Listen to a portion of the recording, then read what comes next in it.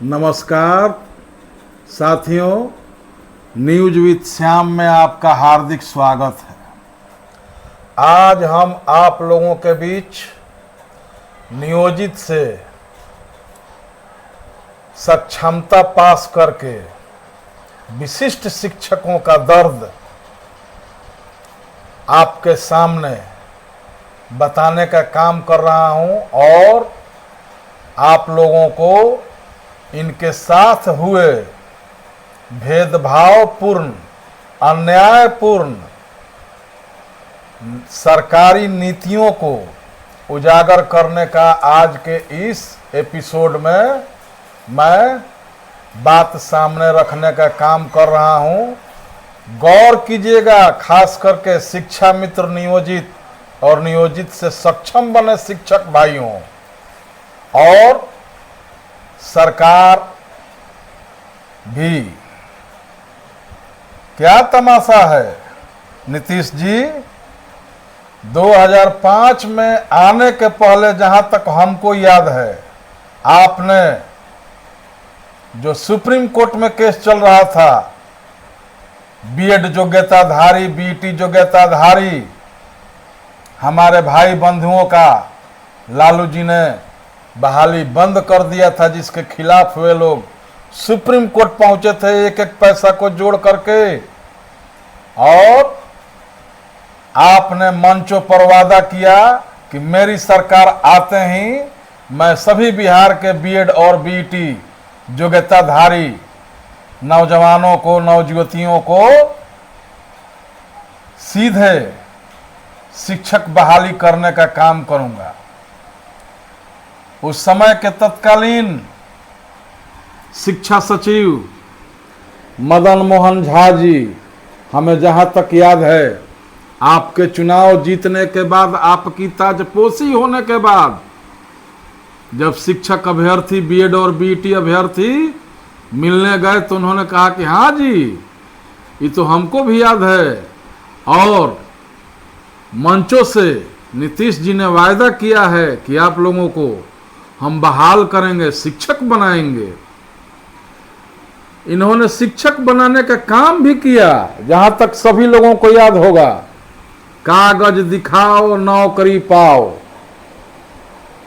चालू हो रही है वहीं से अन्यायपूर्ण और दुर्भाग्यपूर्ण नीति, जिसका दंश आज तक विशिष्ट बनने के बाद भी शिक्षा मित्र और नियोजित शिक्षक झेल रहे हैं।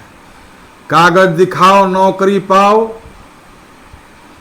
उस समय का ये तगाजा था। बिहार की बेरोजगारी को देखते हुए सभी लोगों ने उनके कहे अनुसार केस को डिनाई करने के बाद 5,000 रुपए की सैलरी पर हमारे सभी भाई बंधु बीएड, बीईटी से, फिजिकल से और अन्य माध्यमों से ट्रेंड शिक्षक आपके कहे अनुसार बहाल तो हो गए, बहुत सुंदर बात हुई। लेकिन कभी भी इनके दुख को, कभी भी इनके दर्द को, कभी भी इनके द्वारा बीतने वाली कष्टों को सरकार ने बखूबी समझने का काम नहीं किया। हर समय छल छल छल। और घायल पिक्चर के अभिनेता सनी देओल की भांति डेट पर डेट, डेट पर डेट, डेट पर डेट वाली डायलॉग इस घटना में मुझे याद आ रही है। बहाना पे बहाना, बहाना पे बहाना, आज देंगे, कल देंगे, परसों देंगे, करते करते सफर 2005 से 2025 तक आ पहुंचा। लेकिन आज तक 2025 में भी सक्षमता पास करके राज्यकर्मी बनने के बाद भी ना तो उनको सेवा निरंतरता, ना ही सेवा संरक्षण का लाभ अभी तक दिया गया, ना कोई विशेष सुविधा दी गई, जिसका दंश बिहार के हजारों हजार शिक्षक और शिक्षिकाएं झेल रही हैं, महंगाई की मार से त्रस्त हैं। और तो और सक्षमता पास करने के बाद इनके वेतन में भी कमी हो गया, 10 से 15 हजार रुपए तक की कमी हो गई।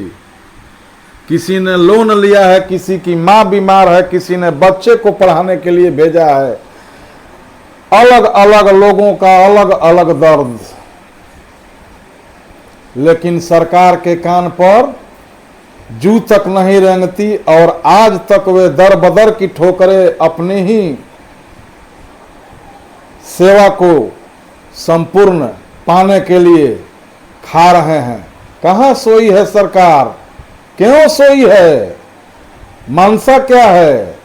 आप लोगों के साथ इस प्रकार की छल की जाए, 1 मिनट बर्दाश्त कीजिएगा? नहीं, 1 मिनट भी बर्दाश्त नहीं होगा। लेकिन क्या ये आदमी नहीं है?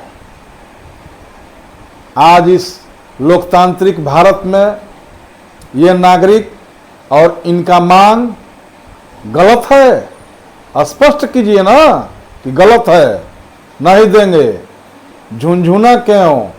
झूठा प्रलोभन क्यों? आश्वासन क्यों? पटना में पहुंचने पर लाठी क्यों? मैं यहां पे एक बात स्पष्ट करना चाहता हूं।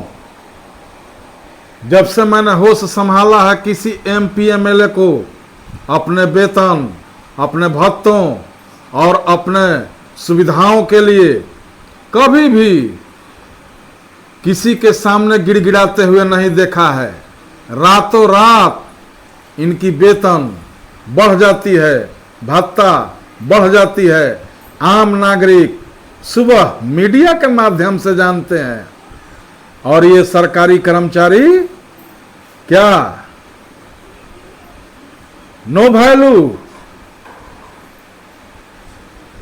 मजाक मत किया जाए इन लोगों के साथ, ये मेरी आग्रह है, विनती है, हाथ जोड़ करके विनती है। और ससमय इनकी मांगों को सुना जाए, नहीं तो इसका खामियाजा अब भुगतने के लिए वर्तमान एमपी एमएलए सभी लोग तैयार रहें, हर दल के लोग तैयार रहें, क्योंकि इनकी मांगों के साथ कोई भी सही तरीके से खड़ा नहीं होता।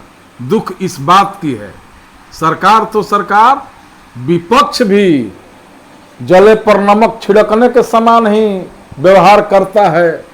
मीठी मीठी बातों से, तो मीठी मीठी बातों से दिल भरता नहीं नीतीश जी। अभी भी वक्त है, कुछ कीजिए, कुछ कीजिए।